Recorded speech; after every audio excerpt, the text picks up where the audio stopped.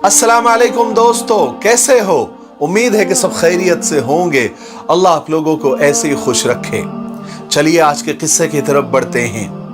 एक आदमी अपनी आप बीती, अपना सच्चा वाकया, अपनी रियल स्टोरी बयान करते हुए लिखता है कि कभी कभी यूं होता है कि वक्त और आदमी चलते चलते बहुत आगे निकल जाता है, मगर जिंदगी और एहसास जिंदगी बहुत पीछे रह जाते हैं। और ऐसा अक्सर किसी अपने के खो जाने पर होता है। वो आगे लिखते हैं कि एक दिन और मेरा जिगरी दोस्त जाहिद ऑफिस के कैंटीन में बैठे चाय पी रहे थे। मैंने अपने दोस्त के हर वक्त बुझे बुझे से रवैये की वजह पूछी कि क्या बात है, आप अक्सर बुझे बुझे से रहते हैं। तो वो कहने लगे कि भाई मुझे तो आज मरे हुए 3 साल हो गए।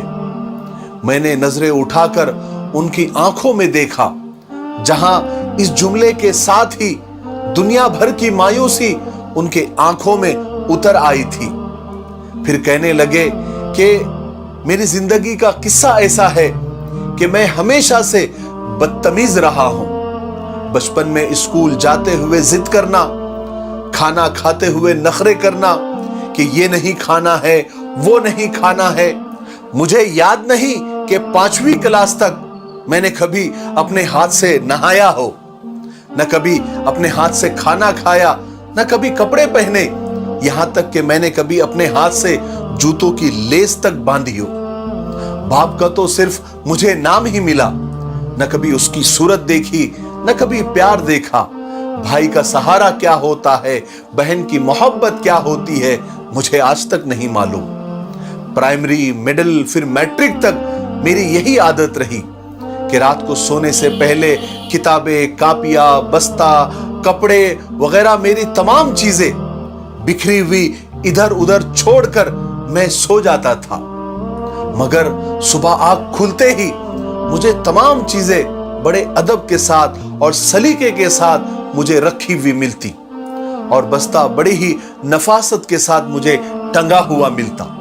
मुझे एक बार नहीं कई बार कहा जाता कि दूध पीकर सोना है, दूध पिए बगैर सोना नहीं, मगर मैं नहीं सुनता था, दूध पीकर नहीं सोता था।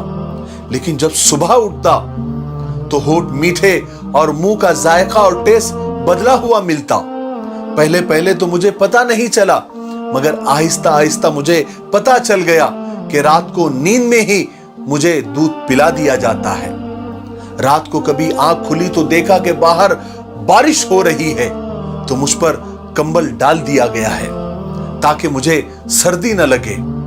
मुझे हमेशा घर में 2 ही चीजों से हमेशा चिढ़ रही। एक तो 11 से 12 घंटे तक हाथ से चलाई जाने वाली सिलाई मशीन की खटखट वाली आवाज, और दूसरे रोटी के किनारों पर अक्सर घी लगने से रह जाता था। इन 2 ही चीजों से मुझे हमेशा से चिढ़ रही थी। जब भी मुझे ज्यादा पैसों की जरूरत पड़ती और मैं घर में आकर बोलता कि मुझे ज्यादा पैसों की जरूरत है, तो मैं देखता कि घर में सिलाई मशीन की चलने की आवाज जो कि 11 से 12 घंटे आती थी, फिर 16 से 18 घंटे तक पहुंच जाती थी। मुझे याद है मेरे दोस्त कॉलेज में दाखिले और एडमिशन के वक्त मुझे 1500 रुपए चाहिए थे। मैंने घर आकर बताया कि मुझे कल 1500 रुपए चाहिए, वरना मेरा कॉलेज में दाखिला नहीं होगा। ये मैं कहकर जाकर अपने कमरे में सो गया। उसी रात 2 से 2:30 बजे मेरी आंख खुली तो मैंने घर के बरामदे से कुछ खटपट की आवाज महसूस की। मैं उठा और थोड़ा गौर से सुनने की कोशिश किया तो मुझे महसूस हुआ जैसे कोई घुटी घुटी सिसकियों के साथ रो रहा है।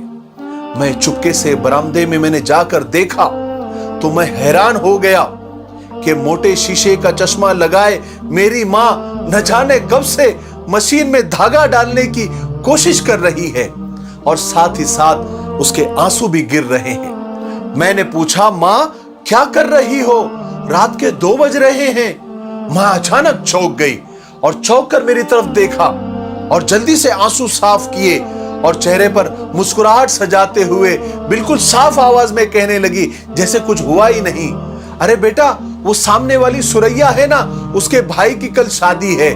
उसने मुझसे कहा कि सुबह तक 2 सूट सिलवा कर दे दो, मैं उसके बदले तुमको 1500 रुपए दूंगी।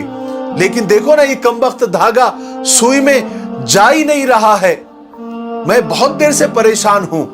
मैं मां की ये हालत देखकर और रात के 2 बजे तक मेरे लिए 1500 रुपए के लिए काम करते हुए देखकर मेरे तो पैरों तले जमीन निकल गई।